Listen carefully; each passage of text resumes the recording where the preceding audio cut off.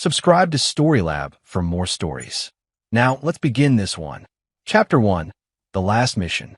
Grant Patton's hands were steady as he dismantled the radio equipment in the dusty Kandahar safe house. 14 months of forward reconnaissance had taught him that steadiness, the kind that came from knowing exactly who you were and what needed doing. At 34, with a Marine Corps career spanning 12 years, he learned to read terrain, weather, and men with equal precision. "You're rotating out tomorrow?" Lieutenant Olin Freeman stood in the doorway, silhouetted against the Afghan sunset. "Affirmative.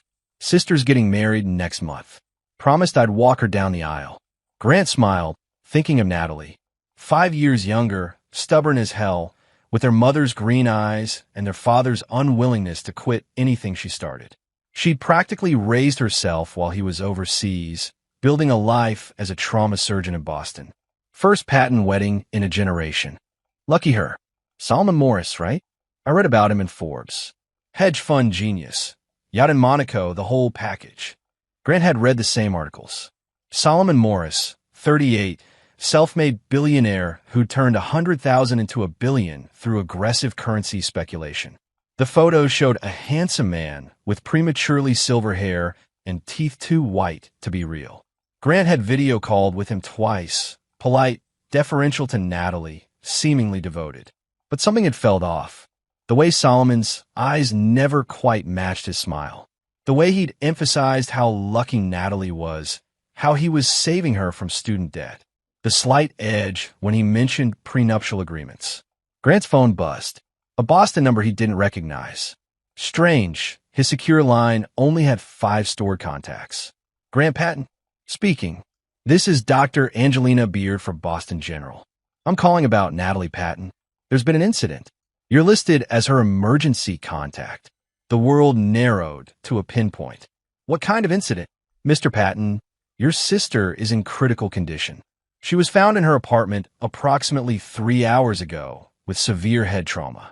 She's comatose, and we've had to relieve cranial pressure from bleeding. You need to get here immediately. Grant's training kicked in. Assess, adapt, act. Was it an accident? A pause. The police are investigating. When can you arrive? 18 hours. He was already mentally calculating routes. Doctor, I need you to tell me something. Was this done to her? Another pause, longer. Mr. Patton, I'm a trauma surgeon. I've seen a lot of injuries. The pattern of damage. Someone struck her repeatedly with a blunt object. Possibly a crowbar, based on the forensics team's initial assessment. Whoever did this tried to kill her. Grant thanked her and disconnected.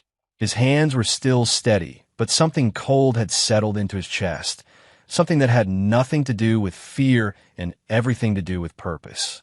Freeman was watching him. Bad news? The worst. Grant began packing with mechanical efficiency. Someone tried to murder my sister. I need emergency leave, effective immediately. Jesus. Who? I don't know yet, but I'm going to find out. Chapter 2. The Trauma Ward. Boston General's ICU smelled like antiseptic and desperation. Grant arrived 20 hours after the call, having caught a military transport to Germany and then a red-eye to Logan. He hadn't slept, hadn't eaten, hadn't done anything but run scenarios in his head.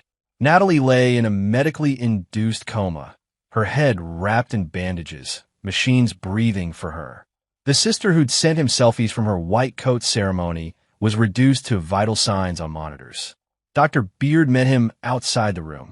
She was 50-ish, with gray streaks in her dark hair and the weary competence of someone who'd fought too many losing battles. Mr. Patton, your sister is stable, but the next 72 hours are critical. The subdural hematoma was extensive. We've relieved the pressure, but there's no way to know the extent of neurological damage until she wakes up. If she wakes up, what are her chances? 40%, maybe less. The blunt force trauma fractured her skull in 3 places. She has a broken jaw, broken ribs, a ruptured spleen. Someone beat her savagely, Mr. Patton. This wasn't a robbery gone wrong or a crime of passion. This was methodical. A detective was waiting in the hallway. Gavin Patrick, Boston PD, late 40s with the resigned cynicism of 20 years on the job. He flipped open a notebook. Mr. Patton, I need to ask you about Solomon Morris, Natalie's fiancé. What about him? He's missing. Nobody's seen him since yesterday morning. His office says he left for Monaco on a private jet around 2 p.m., about 6 hours before your sister was found. Neighbors heard arguing in the apartment around 11 a.m. Loud, violent. One witness heard your sister screaming, "I won't sign it." Grant's jaw tightened. Sign what? We're not sure. But we found documents in the apartment. Papers that would have given Mr. Morris complete control of your sister's trust fund. Your parents' life insurance, correct? $2 million she received when they died. Their parents had been killed by a drunk driver when Grant was 26 and Natalie 21. The settlement and insurance had set Natalie up, paid for medical school, bought her apartment. She'd been careful with it, investing wisely. Solomon wanted her money, Grant said flatly. We think so. The prenup was heavily in his favor. She'd have gotten almost nothing in a divorce. But if he could access her accounts before the wedding, he could drain them and disappear. When she refused, Patrick gestured toward the ICU. We're working with Interpol to locate him in Monaco, but extradition is complicated. Rich guys like Morris know how to hide. Grant stared through the window at his sister's broken body. I need Morris's contact information. Mr. Patton, I'm not going to do anything stupid, detective. I just want to talk to him. Patrick studied him with the look of a man who'd seen where talks led. But he pulled out a card and wrote a number. This is Morris's private cell. International. Don't do anything that'll make my job harder, Marine. Grant took the card. Wouldn't dream of it. That evening, Grant sat in Natalie's apartment. The place had been tossed, furniture overturned, papers scattered, blood on the hardwood floor. He could reconstruct it. Solomon arriving with the documents, demanding she sign. Natalie refusing. The argument escalating. Solomon grabbing the crowbar from the closet. Grant found it in the evidence photos, a tool Natalie kept for emergencies, and swinging. He found her journal in the bedroom, missed by the police. The last entry was dated 2 days ago. Solomon is changing. Or maybe he never changed. Maybe I just finally saw through the mask. He talks about my money like it's already his. Tonight at dinner, he said I'd never have to work again after we're married. Like my career is a burden he's relieving. When I said I love being a surgeon, he laughed and said I could play doctor at charity events. I think I'm making a mistake. But the wedding is in 3 weeks and everyone is so excited. Am I overthinking this? Grant closed the journal. His sister had known. Some part of her had sensed the predator underneath Solomon Morris's polished exterior. But she doubted herself, and that doubt had nearly killed her. He pulled out his phone and dialed a Monaco number. Solomon answered on the third ring. Background noise suggested a restaurant. Clinking glasses, murmured conversation. Hello. Solomon Morris? Who's asking? Grant Patton, Natalie's brother. A pause, then a laugh. Low, genuine, utterly without remorse. Ah, the soldier. I suppose she told you? Told me what? That I'm calling off the wedding. It's unfortunate, really. Natalie's a lovely girl, but she's not cooperative. I offered her a very generous arrangement. Access to her funds in exchange for a comfortable life. But she got hysterical. Emotional. You know how women are. Grant's voice stayed level. She's in a coma, Solomon. Skull fracture, brain bleeding. Someone beat her with a crowbar. Another laugh. The dumbworm wouldn't sign the accounts over. Had to teach her a lesson. Although I admit I may have been too enthusiastic. But honestly, Patton, she brought it on herself. All she had to do was be reasonable. Where are you right now? On my yacht in Monaco. The Apex, look it up, it's quite famous. $65 million. I've got excellent lawyers, Patton. American law is rather quaint in its impotence across borders. Even if your sister wakes up, which, between us, seems unlikely, she can't touch me here. And by the time all the legal tedium runs its course, I'll be somewhere else entirely. I'm coming to Monaco. Are you? Solomon's amusement was palpable. To do what exactly? Challenge me to a duel? This isn't Afghanistan, Marine. This is civilization. You can't just shoot people who displease you. I'll see you soon. Grant hung up. His hands were still steady. Chapter 3. The Monster. Grant spent 3 days learning everything about Solomon Morris. He had resources, military intelligence contacts, private investigators, and a particular skill set earned through a dozen covert operations. What he found was worse than he'd imagined. Solomon Morris wasn't a self-made billionaire.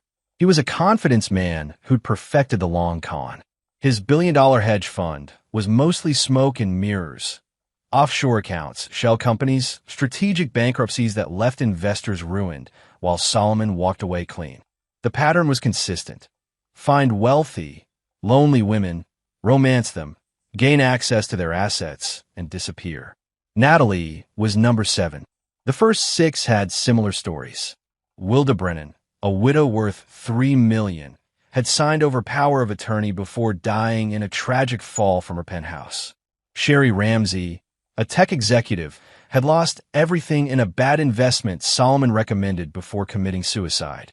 The others had variations on the theme: financial ruin, mysterious accidents, lives destroyed. Solomon wasn't just a criminal. He was a serial predator who'd learned that killing women was less risky than facing consequences. Grant contacted the FBI. A woman named Karina Hood he'd worked with on a joint terrorism task force called with more details. Morris has protected Grant. He's got dirt on 3 senators, 2 judges, and God knows how many corporate executives. His real business is information brokerage. He collects secrets and uses them as insurance. People who try to prosecute him end up in scandals or dead. He's untouchable through legal channels. Then I won't use legal channels. I didn't hear that. But Grant, if you're going where I think you're going, be smart. Morris has security. Ex-Mossad, ex-FSB, ex-everything.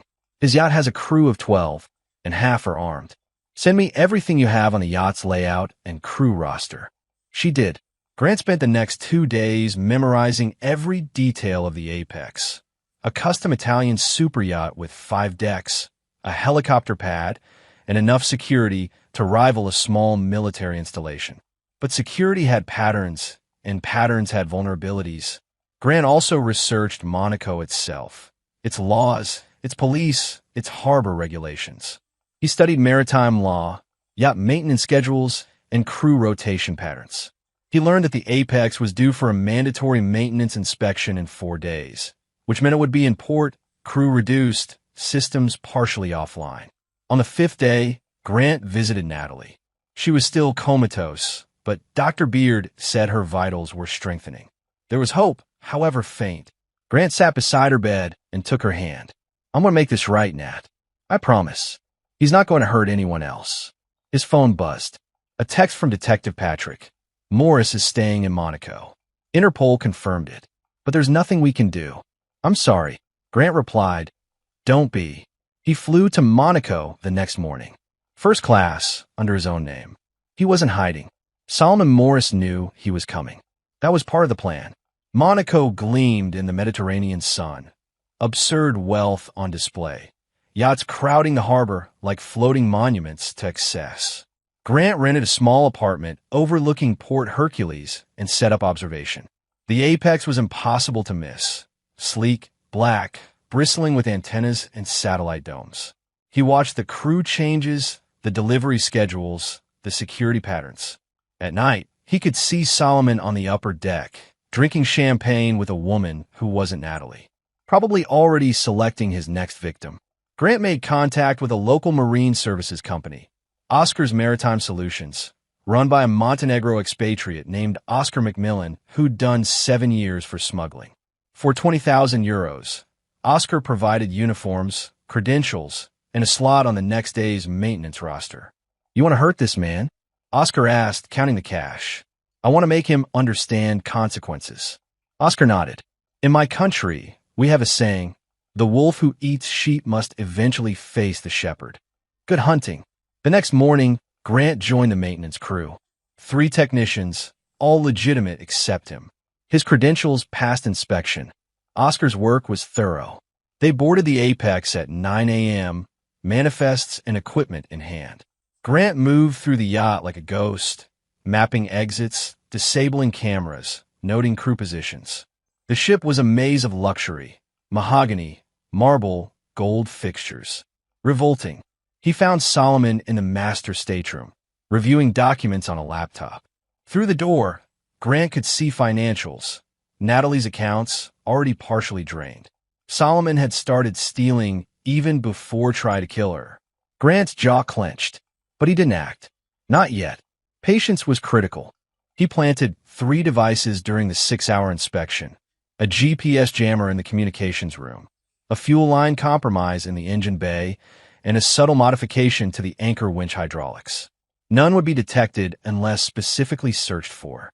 At 3 p.m., the maintenance crew departed. Grant left with them, returning to his apartment to wait. That night, Solomon hosted a party, music thumping across the water, lights blazing. Grant watched through binoculars, memorizing faces. 12 guests, crew of 12. 24 people standing between him and justice. He'd handled worse odds in Hellman Province. At 2 a.m., the party ended. Guests departed via water taxi. The crew began cleanup. By 4 a.m., most of the crew had gone to sleep, leaving a skeleton watch, 2 men on deck, 1 in the engine room, 1 monitoring security. Grant put on his wet suit, checked his gear, and slipped into the harbor. The water was cold, but he'd trained in colder. He swam silently, approaching the apex from the stern, where shadows and waterline met. He climbed aboard using a maintenance ladder, moving in the gaps between camera sweeps. The deck guard was on the bow, smoking board. Grant bypassed him, entering through a service hatch he'd unlocked during the day's inspection. Inside, he moved through the darkened corridors toward the master stateroom. Solomon would be alone. His pattern was consistent. The woman from earlier had left with the other guests. Grant's hand touched the crowbar in his bag. Not Natalie's, but identical. Poetic symmetry. But as he rounded a corner, he found not Solomon, but one of the security guards, a thick-necked Russian with a pistol holstered at his hip. The man's eyes widened. Who the... Grant moved. Years of close-quarters combat training compressed into 3 seconds. Disarm, disable, silence. The Russian dropped without firing a shot. Grant zip-tied him and gagged him, dragging the body into a supply closet. 1 down, 3 to go before Solomon. He continued toward the master stateroom, each step calculated, each breath controlled. This wasn't rage. This was precision. Outside Solomon's door, Grant paused and sent a text from a burner phone to the yacht security office. Intruder spotted on deck B, port side.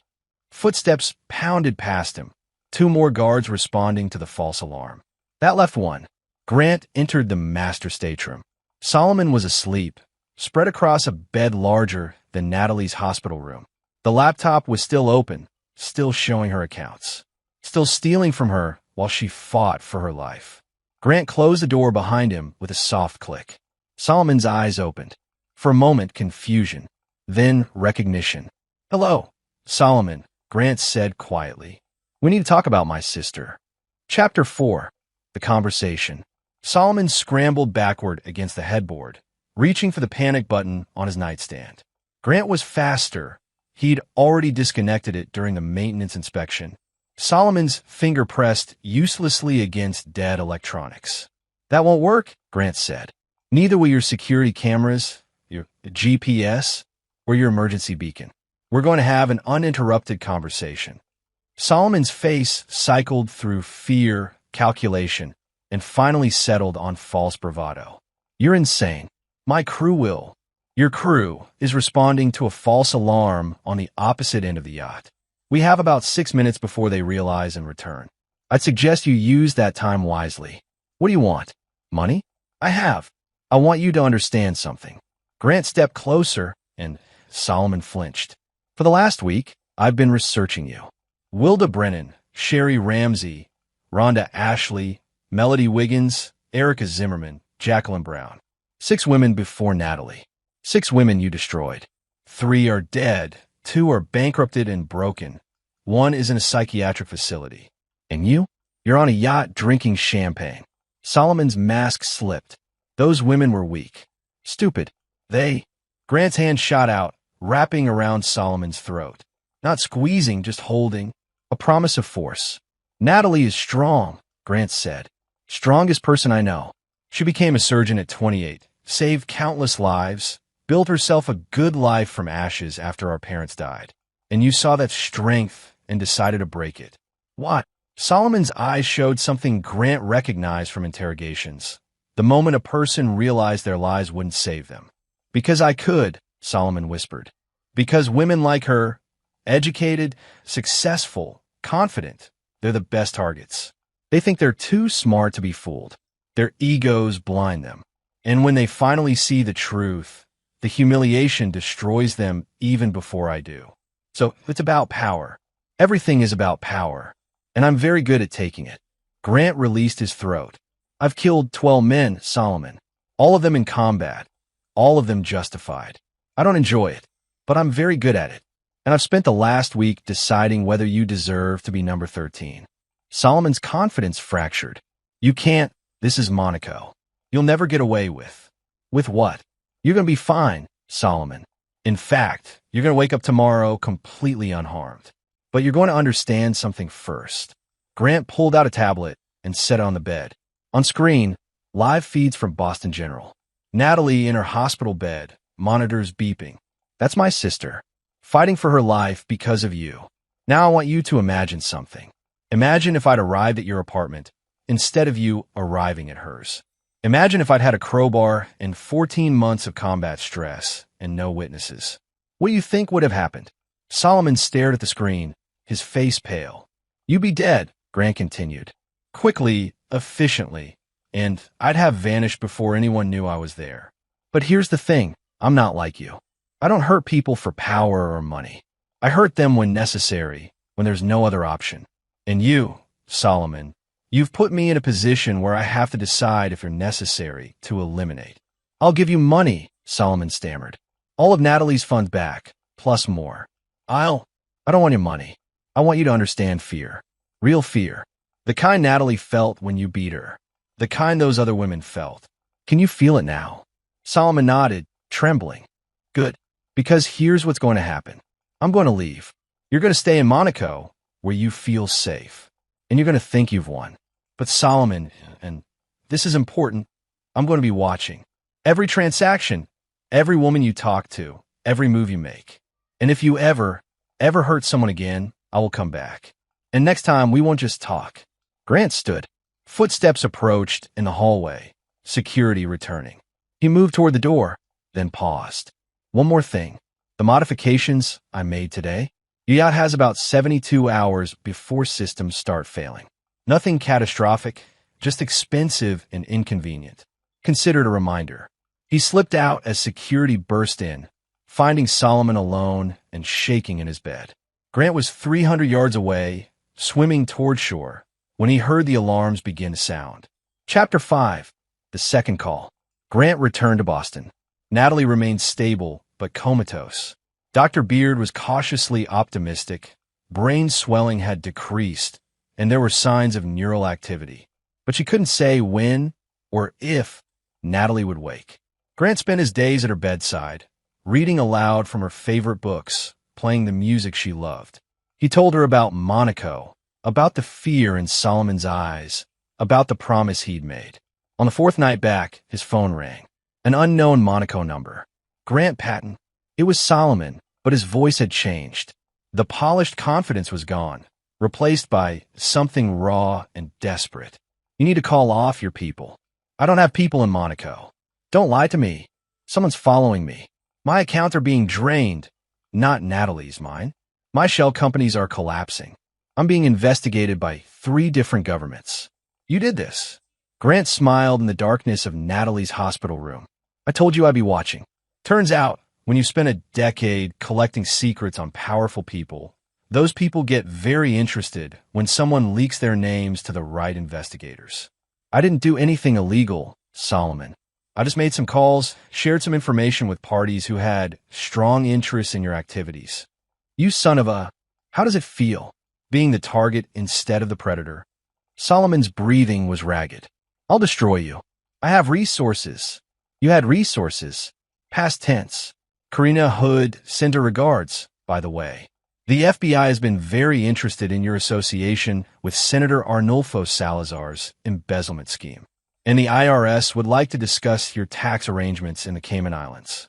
Oh, And Interpol has reopened investigations into 3 suspicious deaths of women connected to you. Silence. Then, what do you want? I want you to confess. Publicly. Every woman you've hurt, every crime you've committed. I want you to face justice. Never. I'll disappear first. You can't find me if. I already found you, Solomon. In your apartment, on your yacht, in your life. You're not hidden.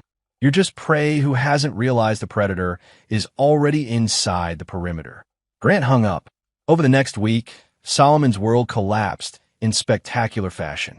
The investigations Grant had triggered cascaded. Tax evasion charges, fraud indictments, conspiracy allegations.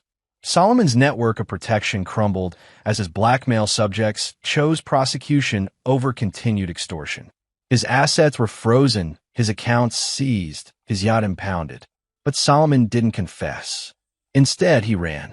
News reports tracked his movement. Paris, then Barcelona, then Istanbul.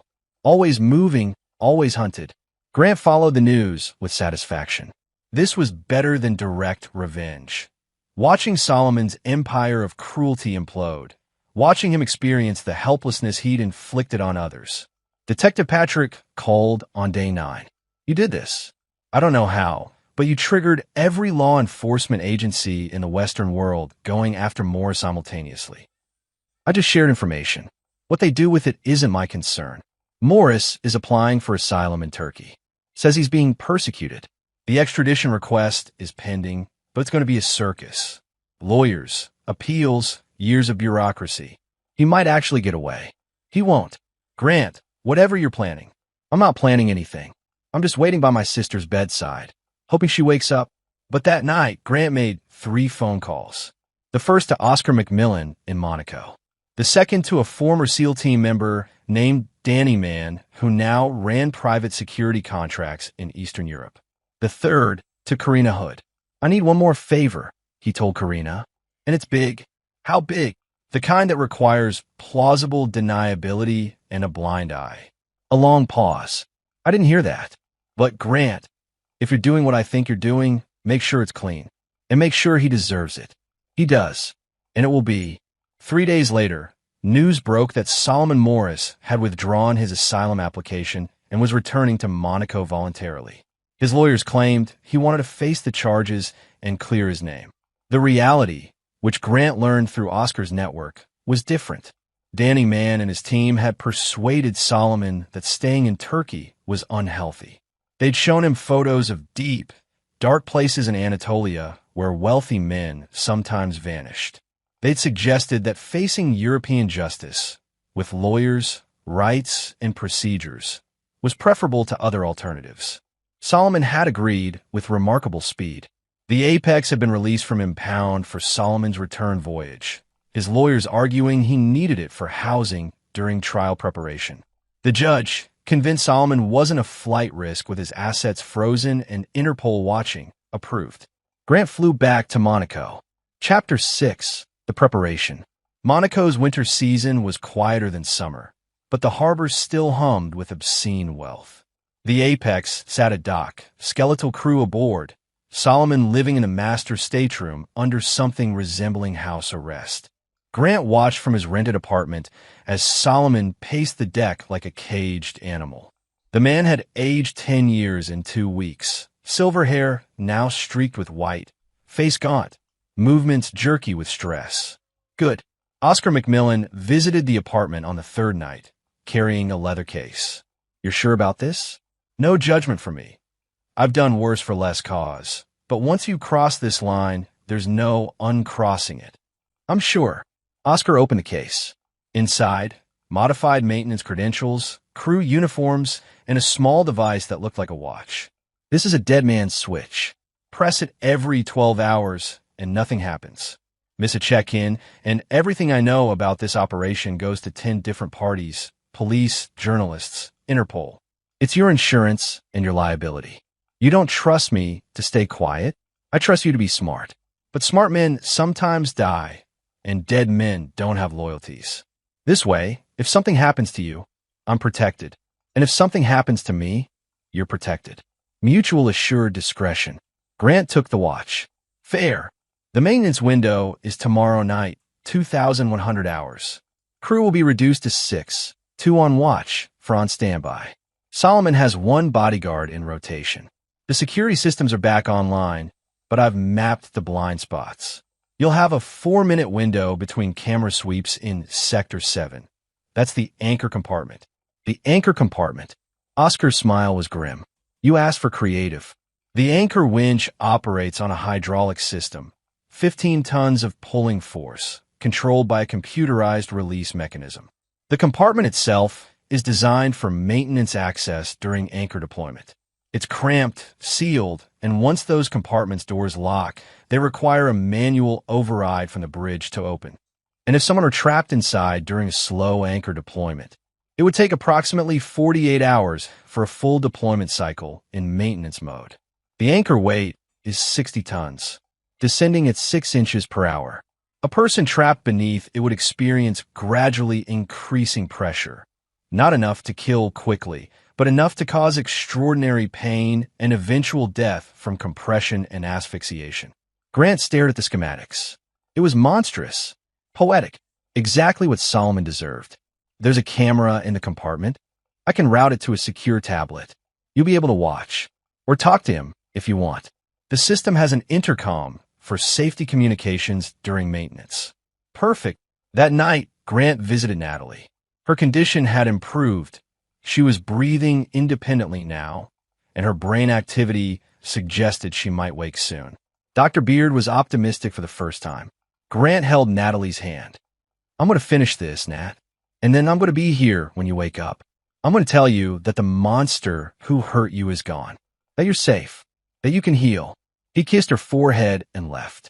The next evening, Grant joined the maintenance crew, 3 legitimate technicians and him.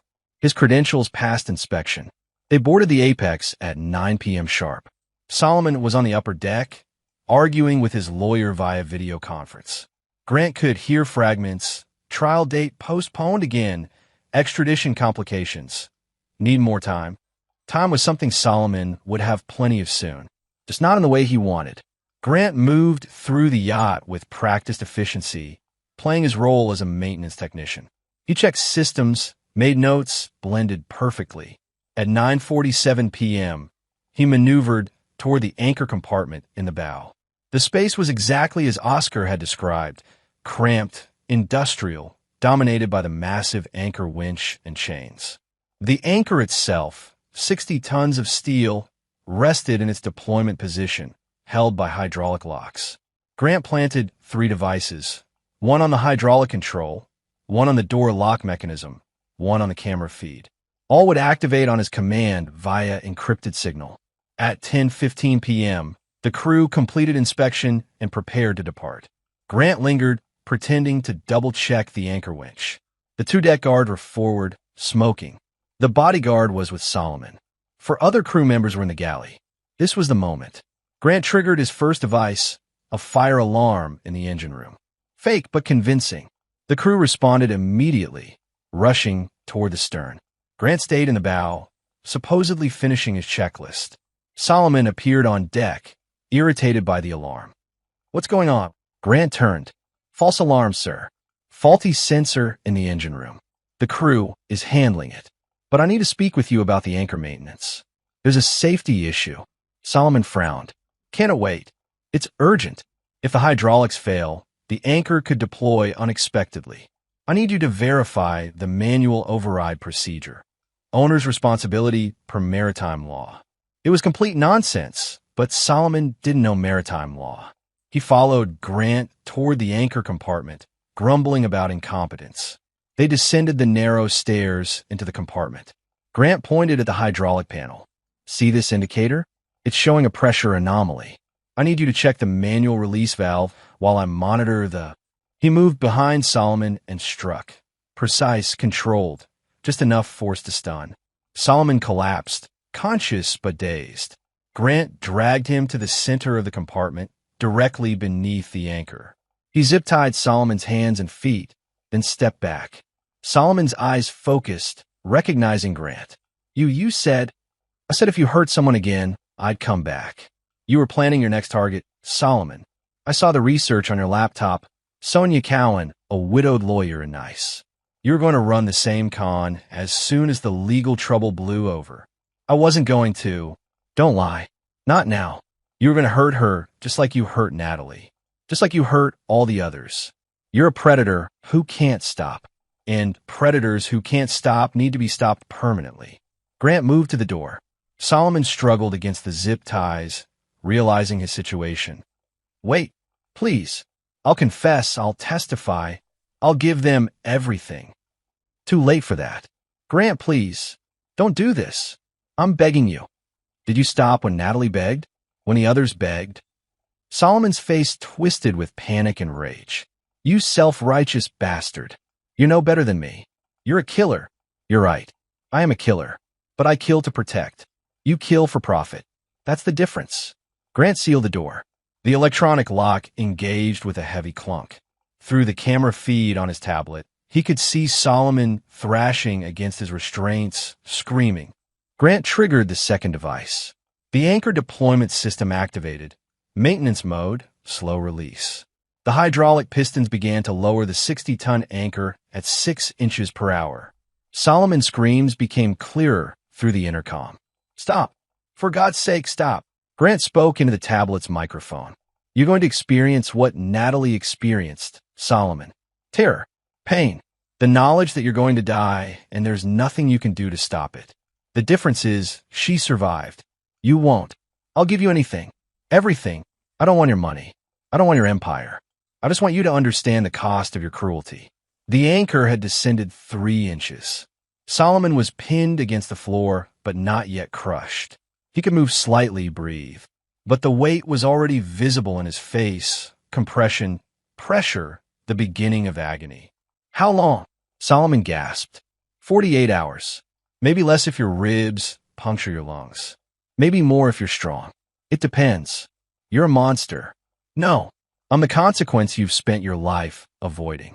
Grant left the yacht, joining the departing maintenance crew. The false fire alarm had been resolved. Everything appeared normal. The crew logged out, and Grant vanished into Monaco's nighttime streets. From his apartment, he watched the camera feed. Solomon was crying now, begging, praying. The anchor continued its glacial descent. Grant set an alarm for 12 hours and pressed the button on Oscar's dead man switch. Then he opened his laptop and began composing an email to Detective Patrick. Not to send yet, but to have ready when this was over. On screen, Solomon screamed into the darkness. Chapter 7. The Vigil. The first 12 hours were the worst. Not for Grant, his conscience was clear, his purpose resolved, but for Solomon, who cycled through every stage of psychological breakdown visible through the camera feed. Hour 1. Rage. Solomon cursed, threatened, promised revenge. He strained against the zip ties until his wrists bled, tried to roll away from the anchor's slow descent. But Grant had positioned him perfectly, centered beneath the weight, unable to shift more than a few inches. Hour 3. Bargaining. Solomon's voice grew hoarse as he begged, offered everything he had, promised confessions, cooperation, anything. He wept like a child, calling for his mother, for God, for mercy. Grant watched impassively, thinking of Natalie unconscious in her hospital bed. How she must have begged too, before the crowbar silenced her. Hour 6. Calculation. Solomon tried to problem solve, examining the anchor's descent rate, testing his restraints, looking for any weakness. He tried to reach the intercom controls, the door mechanism, anything. But Grant's preparation had been thorough. The anchor was now 8 inches lower, 44 inches to full compression. Hour 9. Acceptance, then regression. Solomon went silent, breathing shallow, then suddenly began screaming again, thrashing, regressing to pure animal panic. Grant pressed the dead man switch at hour 12 and called Karina Hood. It's done. It's in progress. I need you to ensure something. When this is over, make sure the investigation focuses on Solomon's enemies. He had hundreds. Make sure my name stays out of it. I can't promise. You can, because when this breaks, the evidence I'm providing will give prosecutors everything they need to close 6 murder cases and a dozen fraud investigations. Solomon's death will be seen as criminal justice, just not the official kind. A long pause. You've thought this through. I've thought of nothing else. Hour 15. Solomon's voice was a ragged whisper. Please, please, it hurts. The anchor was 12 inches lower. Solomon's chest was visibly compressed now. His breathing labored. The pain would be extraordinary. Ribs flexing under increasing weight, organs compressed, every breath a struggle. Grant spoke into the intercom. Wilda Brennan fell from her balcony after signing over her estate to you. Sherry Ramsey hanged herself after losing everything. Melody Wiggins overdosed on pills you convinced her to take. Do you remember them, Solomon? Do you remember their faces when they realized what you'd done? I'm sorry. God, I'm sorry. Are you? Or are you just sorry you got caught? No answer. Hour 20. Solomon had stopped moving. Grant checked his vital signs via the medical monitor Oscar had secretly installed. Still alive, heart racing, blood pressure critical. The body fighting against impossible odds. Grant thought about the nature of justice. The legal system had failed to stop Solomon. Too many loopholes, too many protections for the wealthy, too many ways to escape consequence. 6 women destroyed, and Solomon had walked free every time. But nature had its own justice. Simple, brutal, inarguable. Cause and effect. Action and consequence. Solomon had caused suffering. Now he experienced it. Hour 24. Grant pressed the dead man's switch again and called Dr. Beard. How's Natalie? Unchanged, but her brain activity patterns are becoming more complex. We're cautiously optimistic she'll wake within the next few days. When she does, tell her I love her. Tell her she's safe. Grant, is everything okay? You sound. Everything's fine. I'll be back in Boston soon. He hung up and returned to the feed. Solomon was barely conscious, his face purple with pressure, eyes bloodshot. The anchor was 20 inches down, halfway to complete compression. Hour 30. Solomon's breathing had become a wet gurgle. Internal bleeding, probably. His lips moved, but no sound emerged. Grant leaned toward the tablet microphone. In Helmand Province, I watched a suicide bomber kill 3 Marines and a dozen civilians. He believed he was righteous, believed his cause justified his cruelty. I think about him sometimes, how certainty can make monsters of men. Solomon's eyes tracked toward the camera, barely focusing. You were certain too, Grant continued. Certain that you were smarter, better, entitled to take what you wanted. That certainty made you a monster. But unlike the bomber, you don't even have the defense of belief. You were just greedy, just cruel, just a predator who liked hurting people. Solomon's lips formed words, but Grant couldn't hear them. What was that? Solomon repeated them, barely audible through the intercom. Kill you. Grant almost laughed. Even now, facing death, Solomon's instinct was threat. Some people were irredeemable. Hour 36. Solomon had stopped moving entirely. His chest rose and fell in shallow gasps, each breath clearly agony. The anchor was 30 inches down, 22 inches to go. Grant made coffee and watched the sunrise over Monaco. Beautiful city, built on the wealth of people like Solomon, predators who'd found legal ways to destroy lives. Hour 40. A text from Oscar, second yet departure scheduled for 0800. Crew will report missing owner. Maintain cover. Grant replied, understood. The plan was simple. When the anchor deployment completed, the system would auto-lock in secure position. The compartment door would remain sealed per maintenance protocols. When the crew eventually broke in, days from now, after reporting Solomon missing, they'd find him crushed beneath the anchor, victim of a tragic maintenance accident. The modified controls would show a malfunction. Tragic, but not suspicious. Grant's modifications would be untraceable. The dead man's switch would ensure Oscar's silence. The maintenance company would be sued, perhaps shut down, but no criminal charges would stick. Just another wealthy man killed by his own hubris and expensive toys. Hour 44. Solomon's eyes were closed, but the medical monitor showed his heart still beating. Incredible resilience or cruel fate, depending on perspective. Grant spoke into the intercom one last time. Natalie's going to wake up. She's going to live a full life, surgery, helping people, being the incredible person she always was. You try to crush her spirit the way this anchor is crushing your body. But she survived, and you're dying. That's justice, Solomon. Real justice. No response. Maybe Solomon couldn't hear anymore. Maybe he was too far gone. Hour 47. The anchor reached its full deployment position. 60 tons of steel resting completely on Solomon Morris's body. The medical monitor showed cardiac arrest at hour 47 and 13 minutes. Grant pressed the dead man's switch one final time and deleted the camera feed. He removed the tablet's SIM card, crushed it, and threw it into Monaco's harbor. Then he packed his bag, checked out of the apartment, and caught the next flight to Boston. Behind him, the Apex sat silently in the harbor, its master dead in the anchor compartment, a tragic accident waiting to be discovered. Chapter 8. Aftermath. Grant landed in Boston 23 hours after Solomon's death. He went straight to the hospital, where Dr. Beard met him with unexpected news.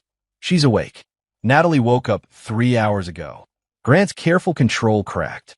Is she? Cognitive function appears intact. Memory is spotty around the assault, but that's normal with head trauma. She's weak, disoriented, but she's asking for you. Grant entered the ICU room. Natalie was propped up in bed, pale and fragile, but unmistakably alive. Her green eyes, their mother's eyes, focused on him with recognition. Grant. Her voice was a rasp, but it was hers. You came back. He took her hand gently. I promised I'd walk you down the aisle. Couldn't let a little thing like a deployment stop me.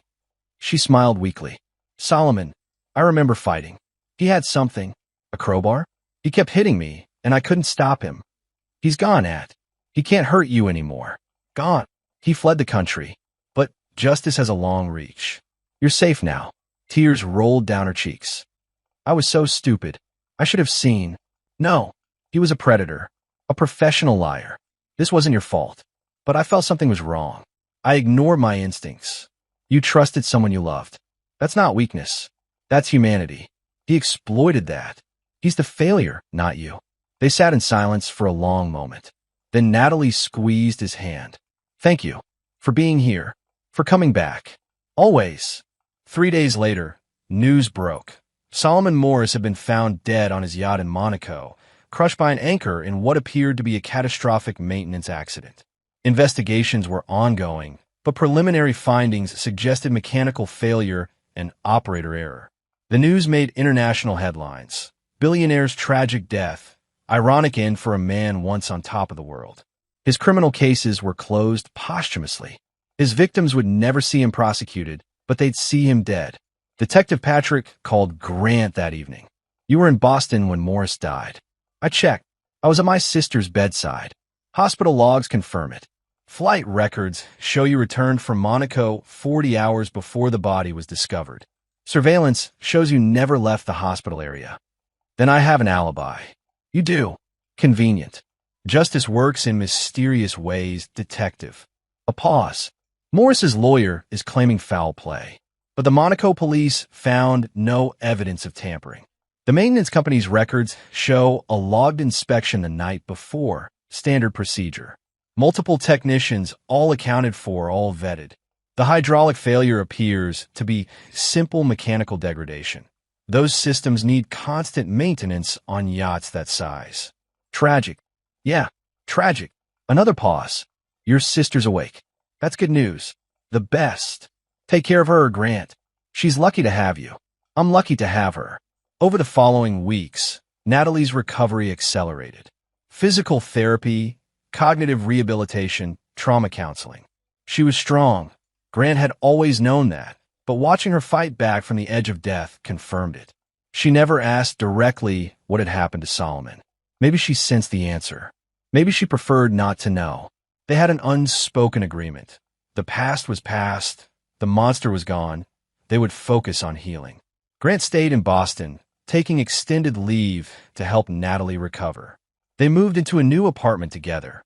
Her old place held too many bad memories. They established routines, breakfast together, physical therapy appointments, evening walks when she was strong enough. One evening, 6 weeks after she'd woken up, Natalie spoke suddenly. He deserved what happened to him. Grant looked up from his book. Ooh, Solomon. Whatever happened to Monaco? He deserved it. The investigation said it was an accident. I'm sure it was. She met his eyes. But if it wasn't, if someone had decided he needed to face consequences for what he'd done, I wouldn't blame them. Some people are monsters, Grant, and monsters don't respond to mercy. Grant held her gaze. You're right.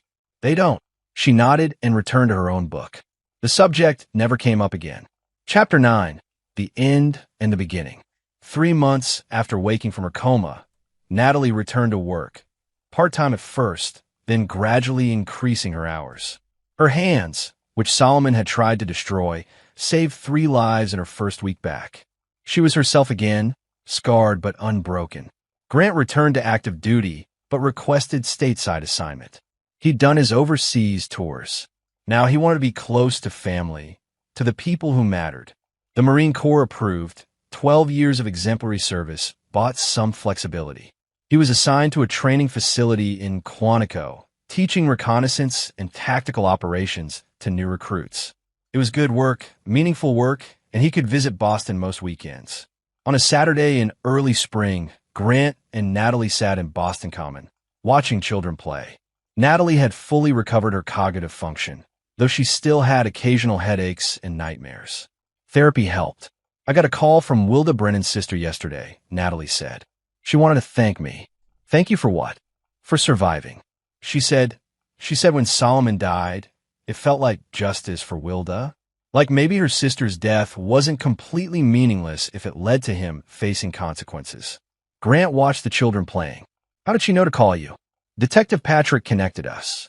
He's been helping Solomon's other victims find closure. Some of them have formed a support group. They invited me to join. Will you? I think so. It's hard talking about it, but they understand in a way other people can't. A comfortable silence fell between them. Then Natalie spoke again, voice soft. I had a dream about Monaco, about Solomon on his yacht. In the dream, he was trapped somewhere dark, being crushed slowly, and he was screaming for help, but no one came. Grant's expression didn't change. Sounds like a nightmare. It didn't feel like a nightmare. It felt like closure. She looked at him. Whatever happened in Monaco, accident or not, I'm glad he's gone. I'm glad he can't hurt anyone else. And I'm grateful to whoever made that happen. Grant took her hand. You're safe now. That's all that matters. I know, because you made it safe. You always protect the people you love. That's what family does. They sat together as spring sunshine warmed the common and life continued around them, mundane and precious. Natalie was healing. The monster was dead.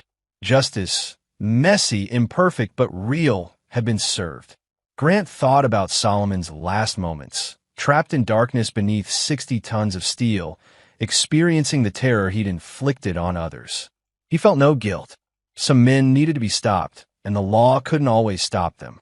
He'd done what was necessary. He'd protected his sister and 6 other women who would never know how close they'd come to being Solomon's next victims. The moral calculus was simple. One predator's life versus countless future victims. Grant would live with that math. His phone buzzed. A message from Karina Hood. The Monaco investigation closed today. Official finding. Mechanical failure. No foul play. Case closed. You're clear. Grant deleted the message and turned off his phone. Everything okay? Natalie asked. Everything's perfect. She smiled and leaned against his shoulder, and they watched the children play in the sunlight of a world slightly safer, slightly more just than it had been before. Behind them, in a trash can, Grant dropped a small device. Oscar McMillan's Dead Man Switch, its purpose served, its secret sealed forever. The anchor had found its resting place. And so had Grant. This is where our story comes to an end. Share your thoughts in the comments section. Thanks for your precious time. If you enjoyed this story, then please make sure you subscribe to this channel. That would help me a lot. Click on the video you see on the screen, and I will see you there.